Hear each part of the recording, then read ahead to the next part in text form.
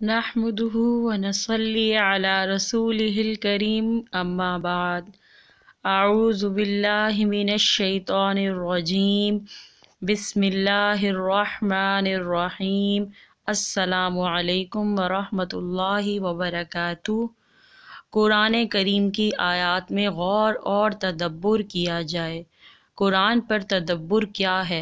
آیات پر رک جانا، غور کرنا، ان سے فائدہ اٹھانے اور عمل کرنے کے لیے ان سے متاثر ہونا، ان کا اثر دل پر ایسے کرنا جیسے دل پر اتر رہی ہیں تاکہ عمل میں آ سکے۔ معنی جان لینے کے بعد ٹھہر ٹھہر کے خوب غور و فکر کرنا۔ کیوں تدبر فرض، ذمہ داری اور قرآن کا مطالبہ ہے۔ قرآن خود اس کی دعوت دیتا ہے۔ افلا یتدبرون القرآن، کیا یہ لوگ قرآن پر غور نہیں کرتے؟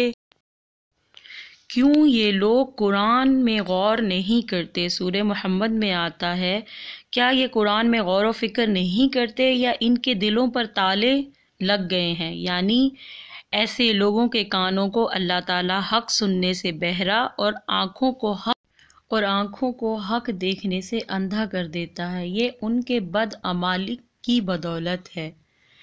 نزول قرآن کے 5 مقاصد۔ غور سے سننا۔ نمبر 1، غور سے سننا، پوری طرح کان لگا کر دل کی توجہ کے ساتھ سننا۔ قرآن کو ٹھہر ٹھہر کر اطمینان کے ساتھ پڑھنے اور ٹھہر ٹھہر کر سنانے کا حکم۔ ترتیل سے پڑھنا یعنی حرفوں کے مخارج اور صفات کا لحاظ رکھ کر اور ٹھہر ٹھہر کر صاف پڑھنا۔ اس سے معلوم ہوا کہ تجوید سیکھنا کتنا ضروری ہے۔ اس عظیم کتاب کے عظیم الفاظ کا ادب کا لحاظ نہیں کر رہا جو تیز پڑھ رہا ہے۔ تیز پڑھنے سے کچھ سمجھ نہیں آتا، غلطی بھی ہو سکتی ہے۔ جب سمجھ نہیں آ رہا تو تدبر کیسے کرے گا؟ جیسے سورہ مزمل میں اللہ تعالیٰ فرماتے ہیں، یا ایھا المزمل قم اللیل الا قلیلا نصفہ او انقص منہ قلیلا او زد علیہ ورتل القرآن ترتیلا۔ اے کپڑے میں لیٹنے والے، رات کی نماز میں کھڑے رہا کیجیے مگر تھوڑی سی رات یعنی آدھی رات یا کم کر لیجیے، اس میں سے تھوڑا حصہ یا زیادہ کر لیجیے، اس پر کچھ اور پڑھیے قرآن کو خوب ٹھہر ٹھہر کر۔ حضرت ابو ہریرہ کی روایت ہے کہ اللہ کے رسول صلی اللہ علیہ وسلم نے فرمایا، جو قرآن کو خوش الحانی سے نہیں پڑھتا وہ ہم میں سے نہیں۔ بخاری۔ حدیث میں آتا ہے کہ رسول پاک صلی اللہ علیہ وسلم نے فرمایا، قرآن کو اچھی آواز سے زینت دو۔ حفظ سینے میں محفوظ کرنا۔ قرآن کریم کو حفظ کیا جائے۔ لوگوں کا اکثر خیال ہے کہ حفظ کرنا مشکل کام ہے، جس کو اللہ آسان کر دے اس کے لیے مشکل نہیں، یہ صرف لوگوں کی کاہلی ہوتی ہے، اور لوگ اکثر یہ عذر پیش کرتے ہیں کہ اب یہ عمر نہیں ہے، بچپن میں ہونے والا کام نہیں ہوا، جتنا بھی ہو کلام اللہ کا حفظ کر لینا چاہیے۔ میں ایک مثال دیتی ہوں۔ بعض لوگ سمجھتے ہیں کہ یہ صرف ذہین لوگوں کا کام ہے۔ کیا آپ دیکھتے نہیں کہ بہت کم پڑھے لکھے لوگ بھی حافظ ہوتے ہیں؟ یہ صرف اللہ سبحانہ تعالیٰ کا لطف و کرم ہے۔ قرآن پاک اللہ تعالیٰ کی طرف سے عطا کیا ہوا معجزہ ہے جو آپ صلی اللہ علیہ وسلم پر نازل فرمایا۔ حضرت ابن عباس رضی اللہ سے مروی ہے، فرماتے ہیں کہ رسول صلی اللہ علیہ وسلم نے فرمایا، جس کے سینے میں قرآن کا کوئی بھی حصہ محفوظ نہیں، وہ سینہ ویران گھر کی طرح ہے۔ تدبر، غور و فکر کرنا تاکہ عبادت میں خشوع پیدا ہو، ایک ایک لفظ سمجھ میں ہو۔ بعض لوگ کہتے ہیں کہ قرآن کا سمجھنا اپنے بس کی بات نہیں، یہ مشکل کام ہے، صرف علماء اور مفتیوں کا کام ہے۔ قرآن سمجھنا، اتنی تو بات سوچیے کہ اللہ تعالیٰ کی ذات مقدس کیا نعوذ باللہ مشکل کتاب اپنے بندوں پر بھیجے گا؟ دین تو آسان ہے۔ جو لوگ کہتے ہیں کہ یہ مشکل کتاب ہے تو بس قرآن سے پہلو بچانے کی بات ہے۔ اور بے شک قرآن کو سمجھنے کے لیے آسان کر دیا ہے۔ پس کیا کوئی نصیحت حاصل کرنے والا ہے؟ اگر ہم قرآن کا علم حاصل نہیں کریں گے تو اچھے اور برے کی تمیز کیسے ہوگی؟ اپنے آقا، اپنے رب کو کیسے پہچانیں گے؟ ہم کو کیسے معلوم ہوگا کہ ہمارا کیا ہوگا؟ ہمیں یہاں کے بعد کہاں جانا ہے؟ ہماری اس کے بعد والی منزل کہاں ہے؟ اور وہاں پر آخرت میں کیا ہے؟ جنت کیسی ہوگی؟ دوزخ کیسی ہوگی؟ کیا کرنے سے عذاب ہے اور کیا کرنے سے ثواب ہے؟ کیا کیا کام یا گناہ جن کے کرنے سے فلاں عذاب ہوگا؟ عذاب کس شکل میں ہوگا؟ دھوئیں یا پیپ کا بدبودار کھولتا ہوا پانی، یا جسم سے جلنے اور جھلس جانے کا، یا مار کھانے کی کس قسم کی ہولناکیاں سامنے آئیں گی؟ قرآن ہی سے اعمال صالح اور اعمال معلوم ہوتے ہیں۔ عمل پھر جو پڑھ لیا اسے عمل کا حصہ بنانا ہے، یہی صحابہ کرام کی سنت ہے۔ قرآن کریم کے احکام پر عمل کیا جائے، اس کی اتباع کی جائے۔ اردو میں جس طرح اتباع کہتے ہیں اسی طرح عربی میں اتبعوا کہتے ہیں، یعنی ابتدا کرنا، فالو کرنا۔ قرآن کا حکم ہے کہ چور کے ہاتھ کاٹو، تو اس طرح کی جتنی بھی اللہ تعالیٰ کی قائم کردہ حدیں ہیں ان کو نافذ کرنا۔ جو اللہ نے کسی حکم کو نہیں مانتا وہ کافر ہوتا ہے۔ قرآن پر عمل کرنے کا مطلب حلال کو حلال سمجھیں، حرام کو حرام سمجھیں۔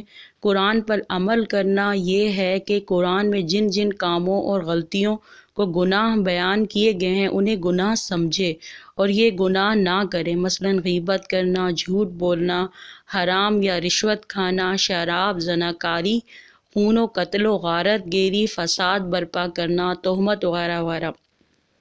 قرآن میں جگہ جگہ آپ کو اتبعوا کا الفاظ ملیں گے، یعنی اتباع قرآن کا حکم، فالو کرنا، خود پر، اپنے گھر والوں پر، رشتہ داروں وغیرہ پر، جتنا بھی ہو سکے اس کو نافذ کرنا۔ غور و فکر کرنے کے لیے کرنا کیا ہے؟ کان، آنکھیں اور دل کھول کر اس کلام کو پڑھنا، خیالات کو جمع کرنا، ساری سوچوں کا فوکس اس پر ہونا، ایسے پڑھنا کہ گویا یہ مجھ سے باتیں کر رہا ہے۔ آیات کو اپنے لیے لینا، کیونکہ فیہ ذکرکم، نہ کہ دوسروں کا معائنہ کرنے میں مشغول رہنا۔ اعضاء سے اس کے اثر کا اظہار، جلد کو رونگٹوں کا کھڑے ہو جانا، کانپنا۔ اعضاء سے اس کے اثر کا اظہار، جلد کے رونگٹوں کے کھڑا ہو جانا، کانپنا، دل کا ڈر جانا، آنسو بہانا، زبان کا کردار تلاوت کرنا، سمجھ سمجھ کر اونچی آواز میں خود کو یاد دہانی کرانا۔ قرآن کریم اپنے پڑھنے والوں کو اندھیروں سے نکالتا ہے اور روشنی کی طرف لے آتا ہے۔ ان میں ہدایت ہے، جو نصیحت حاصل کرتے ہیں۔ قرآن سراپا رحمت ہے۔ قرآن اندھیروں سے روشنی کی طرف لے جاتا ہے۔ قرآن راہ راست پر لے جاتا ہے۔ قرآن تمام جہاں والوں کے لیے نصیحت ہے۔ حضرت عمر کے ایمان لانے کا واقعہ آپ لوگ جانتے ہیں۔ سورہ طٰہٰ کی ابتدائی آیات: طٰہٰ، اے نبی صلی اللہ علیہ وسلم، ہم نے آپ پر یہ قرآن اس لیے نازل کیا کہ آپ مشقت اٹھائیں، تکلیف میں پڑ جائیں، بلکہ یہ تو یاد دہانی ہے ہر اس شخص کے لیے جو ڈرے اللہ سے۔ نازل کیا گیا اس ذات کی طرف سے جس نے پیدا کیا ہے زمین کو اور بلند آسمان کو۔ وہ اللہ رحمان ہے جو عرش پر قائم ہے۔ اور رسول پاک صلی اللہ علیہ وسلم نے فرمایا، تم میں بہتر شخص وہ ہے جو قرآن سیکھے اور سکھائے۔ بخاری۔ قرآن رحمت ہے، یعنی قرآن رحمت اور ہدایت ہے ان لوگوں کے لیے جو مومن ہیں۔ سورہ النحل۔ قرآن سے ہدایت ملتی ہے۔ سورہ انعام۔ سو اب تمہارے پاس تمہارے رب کی طرف سے ایک کتاب واضح اور رہنمائی کا ذریعہ اور رحمت آ چکی ہے۔ قرآن مبارک کتاب ہے۔ قرآن کریم حکمت سے لبریز ہے۔ قرآن مجید میں شفا ہے۔ اللہ تعالیٰ نے قرآن کے ذریعے لوگوں کو بلند کرتا ہے۔ قرآن حق و باطل، توحید و شرک، عدل و ظلم میں فرق کرنے والی کتاب ہے۔ قرآن پر اس لیے ایمان لانا چاہیے کہ اس میں کوئی ٹیڑھ پن موجود نہیں ہے، کیونکہ اس کو اللہ تعالیٰ نے نازل کیا ہے۔ قرآن اللہ تعالیٰ کا بہت بڑا معجزہ ہے جو آپ صلی اللہ علیہ وسلم کو عطا کیا گیا۔ ابو ہریرہ سے مروی ہے کہ انہوں نے کہا، رسول صلی اللہ علیہ وسلم نے فرمایا، جتنے پیغمبر گزرے ہیں ان میں سے ہر ایک کو ایسے ایسے معجزے دیے گئے جن کو دیکھ کر لوگ ایمان لائے۔ بعد کے زمانے میں ان کا کوئی اثر نہ رہا، اور مجھ کو جو بڑا معجزہ اللہ نے دیا وہ قرآن ہے، جس کو وحی کے ذریعے میرے پاس بھیجا۔ اس کا اثر تا قیامت رہے گا، تو مجھ کو یہ امید ہے کہ قیامت کے دن میرے تابع دار لوگ دوسرے پیغمبروں کے تابع داروں سے زیادہ ہوں گے۔ بخاری۔ اللہ تعالیٰ ہمیں قرآن مجید پڑھنے اور اس پر عمل کرنے کی توفیق عطا فرمائے، آمین یا رب العالمین۔ السلام علیکم ورحمۃ اللہ وبرکاتہ۔ سبحانک اللہم وبحمدک، اشہد ان لا الہ الا انت، استغفرک واتوب الیک۔